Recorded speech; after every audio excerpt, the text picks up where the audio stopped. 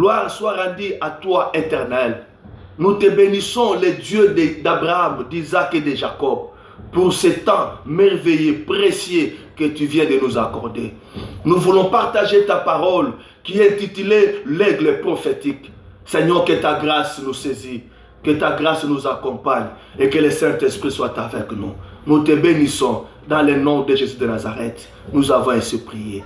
Amen. Shalom, frères et sœurs, shalom, peuple de Dieu. Cet après-midi, nous voulons encore ajouter quelque chose dont le Seigneur nous a inspiré autour de l'aigle prophétique. N'oubliez pas, quand nous parlons de l'aigle, nous insistons toujours sur les qualités et sur les capacités de l'aigle. Il n'est pas comme les autres oiseaux. Il a créé son style, il a créé son mode, il a créé sa vie, il a créé son environnement. Il n'a pas voulu être comme les autres.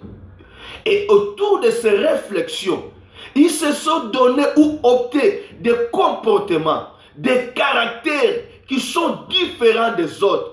Et c'est autour de ces qualités, autour de ces comportements, caractères, les agir, sa façon d'agir, sa façon de faire, sa façon de vivre, lui a permis d'être le roi des oiseaux. Frère, nous voulons parler à un chrétien aigle ce soir, cet après-midi, que tu es capable aussi d'aller loin avec Dieu. Tu es capable de faire de grandes choses avec l'Éternel. Tout est possible. Nous sommes toujours dans le livre d'Ésaïe, chapitre 40, verset 31. La Bible nous dit ceci: mais ceux qui se confient à l'Éternel renouvellent leur force. Ils prennent le vol comme les aigles. Ce qui m'intéresse, on est en train de faire la comparaison, ou on est en train de rassembler, de faire croire, de faire nous dire que la foi est comparable, est semblable à un vol de l'aigle. C'est-à-dire l'aigle a la foi d'aller loin. Il croit que s'il monte, il doit aller plus loin encore d'avance. Je voulais déclarer à quelqu'un, ta vie est sous la katikatité, est sous la ébandélité. Tu as vu de liboso, tu as vu de musika, nengo banda yaya, muta kangayote, muta telemisayote, muta sukisayote. Au banda la ministère na Nzambe, oza obligé au kende likolo, au mata, que l'explosion est ça la vie na yo. Au bandi fiançailles na yo, tu as réussi au combattre na mariage. Yo mutobala tika to réussir okende musika na Nzambe osala diversité okabwanate et tous ces projets ba projet na yo tika réussir na kombo na Yesu.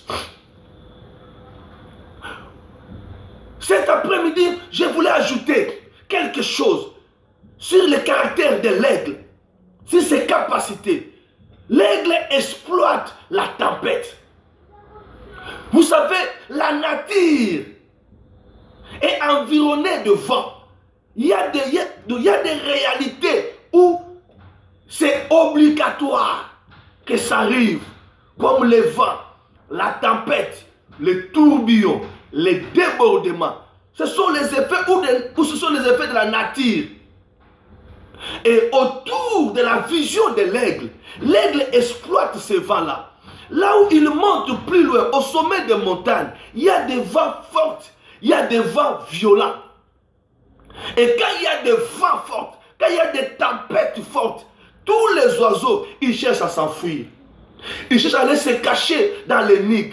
Parce qu'ils ne peuvent pas faire face aux tourbillons, aux tempêtes, aux vents violents. Mais l'aigle, lui, il exploite. Il accepte, lui, il ne fuit pas. Là où il y a des vents fortes, là où il y a des tempêtes, lui, il pénètre, il cherche le noyau des tempêtes. Et quand il entre dans le noyau, c'est alors où il est propulsé. Nous avons déclaré, na pokwa lelo, et que la tempête ya vina yo, mi pepe ya vina yo, bitumba ya vina yo, et ça va combattre ya, et ça va qualité, ça va moyen, ou ils ont permettre yo, au kende liboso. Un chrétien aigle, à son raté, bah problème n'y a sur la vie, qu'ils ont un combat, ils ont une opportunité. La façon de voir des choses dans la vie, étant un chrétien aigle, il faut commencer à exploiter des problèmes, des circonstances, des situations, des problèmes, même tes ennemis à toi. Il faut toujours les considérer comme des occasions, des opportunités, afin que tu sois propulsé. L'origine, il y a un problème, il y a un combat, c'est la haine. Comprendre seulement, bateau bazo bundisa yo, bateau bazo bamabe pona yo, bateau balingaka yo te, na mitema na bango baza na haine. Ils sont rancuniers.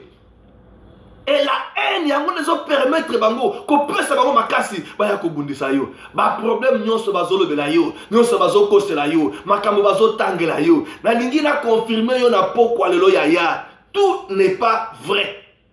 Mais parce que baza na haine contre yo, baza na makoki wana ya kolamba yango ekoma ya solo, baza na makoki wana ya ko présenter yango na batu bandima bango yaya yo liboso ba problème nyoso wana komona ka yango ba combattre pour bangaka o chassaka l'esprit de mort ba combat o chassaka te o tindela bango ba moto te yaya, mais yo exploiter yango. Quand je parle d'exploiter, ozala makoki ya ko travailler, ko changer ba combat et comme ba opportunité. Qu'on change ma situation et comme ma opportunité. Et ya qu'on travailler dire autour ya maloba batu bazoloba et ya batu baloba kama bepona yo comment na ngo bitumba te onga batu balinga ngai te onga batu babundisa kaka ngai ya kamata kaka maloba wana travailler yango comme ça ngo opportunité ya vie na yo et mema yo musika na kombo na Yesu. Na yoko déclarer la vie à chrétien aigle moko. Oyo batu ba mesana ko tonga ko chola ko finga ko critiquer ko lobele mabe ko pesa ye ba kombo ya mabe. Makambu nyonso wana ya batu yaya e comme ba escalier ye matisa yo yaya. Mano ba batu zongi sa aussi maté. Ko finga ya batu ba critique ya batu elembisa yo te. Na bana yo ba conseil ya batu nyonso yango te zaka reno mutu ande so ke mutu aza malamu pono pa ko ba conseil. Mutu azo boloke mobali wana asa mobali ya vie na yo te. Yaya, est-ce qu'il y a ça mobali? Oya ko posa mobali ya vie. Ako posa mobali, est-ce que aza si ke mobali wana asa ya vie? Mutu azo ba ke mwasi wana asa mwasi ya vie na yo te. Est-ce que réellement ya za na mwasi o ya vie ako pesa yo? Mutu azo décourager na nzela na yo a voyage. Mutu azo décourager yo na mombongo nozo sala. Mutu azo seka yo na mombongo na critique azo critiquer yo na likambo ozo sala. Est-ce que ya za na oya ko remplacer ya bien ko pesa yo? Bazala ka na ngote yaya. Bazala na makasi ya koloba, ya ko finga, ya ko chola, ya ko critiquer. Mais yo lokola chrétien aigle na yo côté yo na après-midi lelo. Makambo wana nyonso yaya komona ngoka bitumba te lokela ngo ba prière à combat. O sala ngo ba prière à combat yaya. Koma aigle banda ko zwa yango papa. Banda ko travailler yango maman, travailler yango, exploiter yango, comme ça yango ba opportunité yaya et matiso likolo. Mutu azo finga yo lelo pour la likambo ozo sala. Yaya, comme ça likambo wana et comme un défi à vie na yo. Voilà la révélation de cet après-midi. Tant qu'on doit transformer des combats et s'échanger et se transformer dans l'opportunité. C'est là où moi j'appelle ça les défis de la vie. Makambu nyonso oza opposé nango, oza contre nango, ozo kuta nango na vie et ya kamata ka makambu wana comme ça ngo ba défi ya vie na yo. Mokilo loba ke yo ko bala te, famille loba ke yo ko bala te, na quartier ba ngara te yo bala yaya, partout yo zali, libala comme là yo problème, et comme là yo nzube, ba ninga ba bala ka yo soka te yaya, comme ça libala défi ya vie na yo. Ngati na ko bala, soki na bali te, na okanga maboko te, na ko fanda kimia te. Dieu lui-même il dit pour l'amour de Sion, je ne me tairai point. Pour l'amour de Jérusalem, je ne prendrai point de repos jusqu'à ce que son salut paraisse comme l'aurore.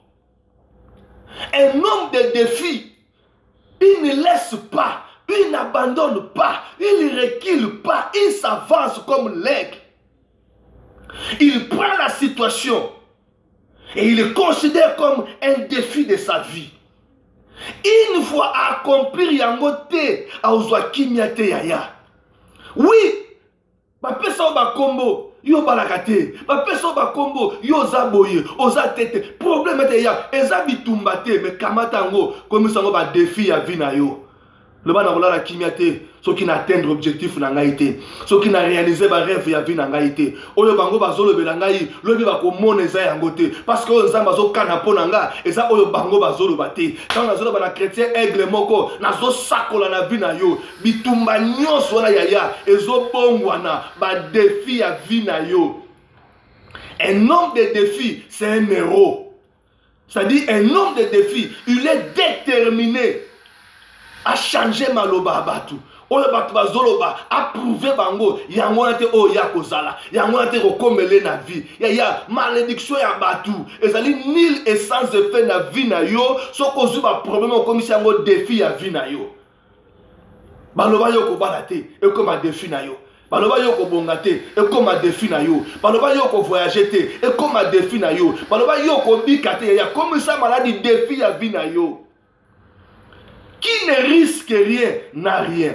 Jephté ba bengani ye oza mwana obotama na mwasi mosusu mwasi ya ndumba mwasi ya ekobo yo ko hérité te na kati ya ndako tata na biso babosa kaka ke tata moko wana ye kaka nde mutu abotaki pe Jephté babosa kaka ke tata moko wana kaka yenda na kopeka mama wana ya ndumba wana ezaki likamba Jephté te na eko bima victime na eko déclarer yo ozaka ka victime ya ba sort ya ba maloba mabe victime ya ba origine ozaka ka victime ya ba source mais en toi il faut lancer ça un défi ya lobi eko changer ya lobi eko simba ngana zondima maloba bato ko lalisa yo te. Et azala mobali ya ngulu mobali ya ngulu so akoti na bilanga po alia manyoko tango beti ye masasi azokima na linyoko na munoko ya yango nde lingo bomisa ye akotika ngo soki mpe liwa akokufa na manyoko ne na munoko yo mpe tanko obongi te kotika te tanke obali te kotika te tanke ovoyage te kotika te soki yango eza baprojet ya vie na yo détermine toi lance un défi. J'irai jusqu'au bout, j'y arriverai, j'atteindrai le sommet et je changerai les dires des gens. Ma vie, ce n'est pas ce que les gens disent de moi, mais ma vie, c'est ce que le ciel a déclaré de moi. Oui, le célibat, c'est une circonstance. Oui, les blocages, et ça, ma circonstance, ce sont les opportunités qui m'amènent, alléluia, à atteindre le sommet. Que mon histoire change, que ma vie change. Qui est compliqué? Qu'est-ce qui est compliqué à toi? Qui te complique la vie? Non, ce n'est pas un problème. Les gens qui ont pour la faiblesse, lancer défi à vie, la faiblesse est comme un défi à vie. L'objet est changer et comme une force. Et il y a quoi qui pénétrer? Comment on a célibataire, comment on a lié, comment on a problème, comment on a aigle, kota na kati ya problème wana yaya, pendant qu'on travaille yango sikoyo, exploiter yango, lobby et comme mayo musika. Na yaki ko déclarer na vie na yo, osa chrétien aigle, muto abanga ba tempête te, abanga ba vente, mais muto yo alansaka nde ba défi autour ya ba tempête fort, andimi que lobby c'est possible pour échanger. Que mon Dieu te bénisse. Ça, c'était la voix de votre humble serviteur, le révérend Jason Kibangi, aigle de l'Éternel. Soyez bénis dans le nom de Jésus.